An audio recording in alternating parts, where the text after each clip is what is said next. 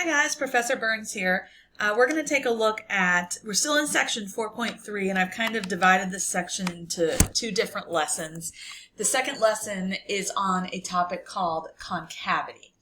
And so we're going to take a look at what we mean by concavity in calculus, what that tells us about the graph of a function. That's what really a lot of this stuff is about. How does the calculus impact the graph? So make sure your cell phones are put away and turned off so you're not distracted, and listen closely and take good notes for the next few minutes or so.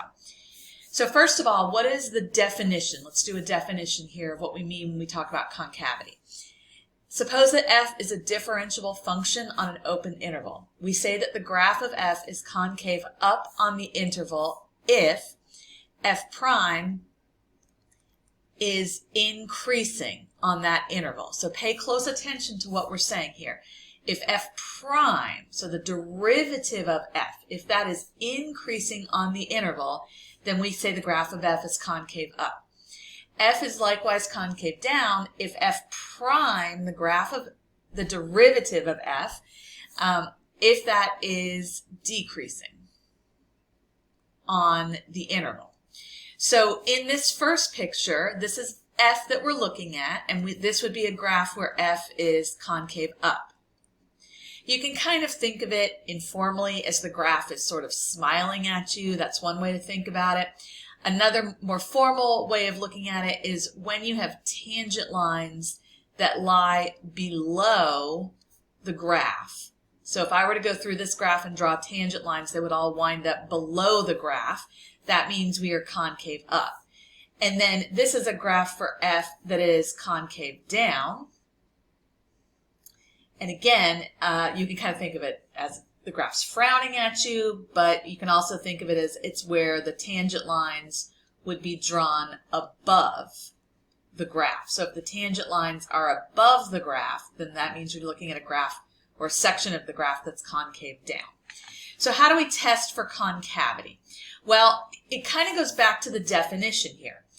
If you know that f prime is increasing, let's think about that for a moment. If f prime is increasing, so if you look at a number line, if f prime is increasing, that means its derivative, which would be the second derivative of f, would have to be positive. And so that would be our test for concavity for concave up.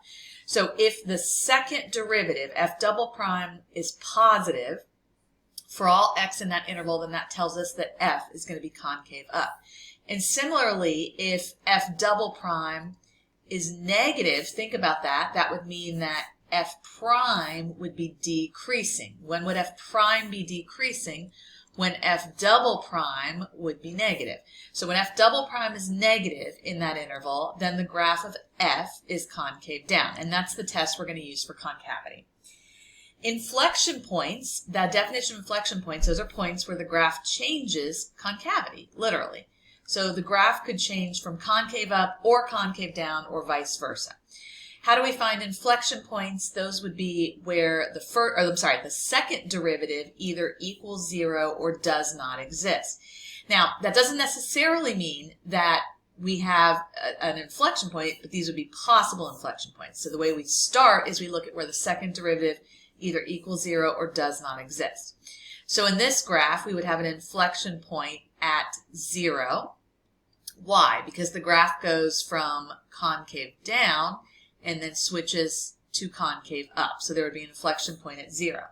In this graph, note that we are concave up, concave up, concave up, concave up, until maybe like right about here somewhere. And then, oh, sorry, nope, we're still concave up, concave up, concave up, maybe right about there. So that would be at negative 1/4. Then we switch to concave down until right about there, which would be at positive 1/4. Then we switch back to concave up. So this graph has two inflection points at negative 1/4 and positive 1/4.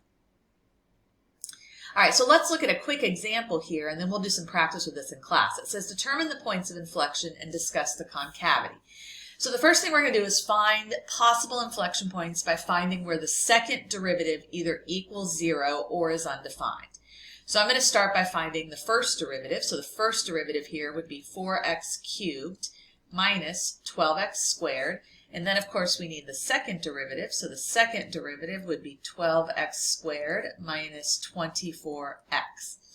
This is a polynomial, so I only need to worry about where this equals 0. This would never be undefined. So I'm going to solve this by factoring out a 12x, and that leaves me with x minus 2. And then I'm going to use the zero product property to set both of these equal to 0 and solve. My possible inflection points would be at 0 and 2. Now, how do I actually tell if they're inflection points? We're going to do a number line analysis, similar to what we did in the previous lesson, but instead of looking at f prime, we're going to look at f double prime. So be sure to label your number line. This is f double prime. And if it's going to change concavity, it's going to happen at 0 or 2. So I'm going to start by using test points in the first interval. So I'm going to test out, let's say we test -1, for example.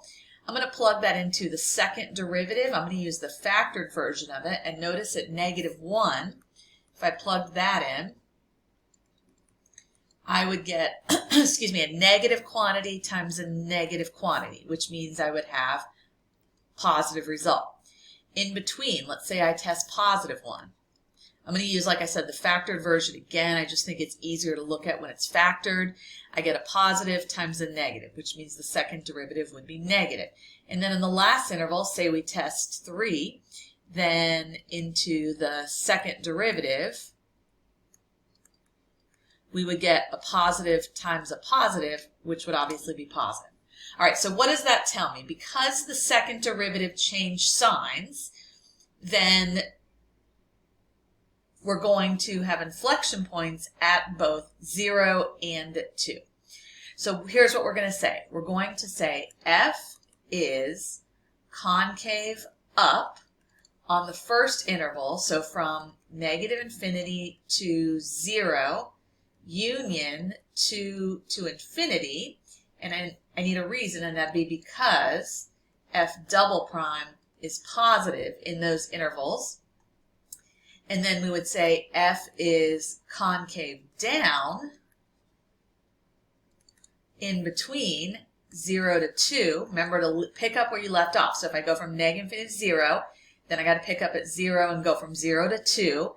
And then I've got to go from 2 to infinity. So use the inflection point locations as your changes for your intervals. So f is concave down in that interval because f double prime is negative. And you would say that we have inflection points. The locations for those would be at x equals 0 and x equals 2. Now, I didn't actually find the points of inflection because I didn't get the y values. I'm not going to worry about that right now, but you would just tell me that we have locations for inflection points at 0, 2. And that would be it. It did say determine the points of inflections. I'm going to stop for now, and I'm just going to say that the locations, let's label those. Locations for inflection points, locations, would be at 0 and 2. All right, and we'll work on this and do a little bit of practice in class, so make sure you bring your notes, and I'll see you then.